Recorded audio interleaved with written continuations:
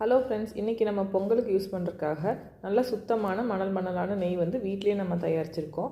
நீங்கள் உங்கள் வீட்டில் செய்கிற ஸ்வீட் ரெசிபீஸ்க்கு கடையில் வாங்குகிற நெய்யை விட இந்த மாதிரி நீங்களே வீட்டில் காய்ச்சி யூஸ் பண்ணிங்கன்னா ரொம்பவே டேஸ்ட்டு சூப்பராக இருக்கும். இந்த நெய் வந்து நான் பட்டர் கடையில் வாங்கி தான் காய்ச்சினேன். இதை இப்படி கிளியராக சூப்பராக காய்ச்சலாங்கிறத இந்த வீடியோவில் சொல்லியிருக்கேன், வாங்க பார்க்கலாம். இந்த நெய் காய்ச்சறதுக்கு நான் கடையில் வந்து 1 கிலோ வெண்ணெய் வாங்கியிருக்கேன். இது வந்து நான் டேரெக்டாக ஊத்துக்குழி போனப்போ அங்கேருந்து வாங்கிட்டு வந்தது. 1 kgயோட ப்ரைஸ் வந்து 550 rupees. இப்படி கண்டெய்னரில் தருவாங்க. இதை லூஸ் பண்ணுறதுக்காக நம்ம வந்து சுற்றிலையும் கத்தி வச்சு இந்த மாதிரி ஒரு கீரல் போட்டுட்டு பாக்ஸை இன்வெர்ட் பண்ணி வச்சுட்டு மேலே லைட்டாக ஹாட் வாட்டர் ஊற்றிட்டிங்கன்னா சுத்தமாக வந்துடும். இந்த பட்டரை வந்து நம்ம ஒரு நல்ல அகலமான பாத்திரத்தில் சேர்த்துக்கலாம்.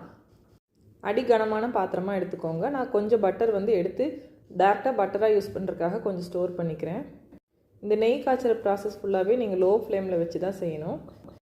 அடிக்கடி இந்த மாதிரி கரண்டி வச்சு நல்லா கிளறி விட்டுட்டே இருக்கணும். பாருங்கள், நம்ம போட்ட 1 kg பட்டர் ஃபுல்லாகவே நல்லா உருகிருச்சு. நீங்கள் நடுவில் கலந்து விடாமல் விட்டிங்கன்னா அப்படியே அடியில் செட்டில் ஆயிரும். கொஞ்சம் நேரம் லோ ஃப்ளேமில் நல்லா கொதிச்சதுக்கப்புறம் பார்த்தீங்கன்னா கொஞ்சம் நேரம் கழித்து பார்த்தீங்கன்னா இம்ப்யூரிட்டிஸ்லாம் அடியில் செட்டில் ஆயிரும்.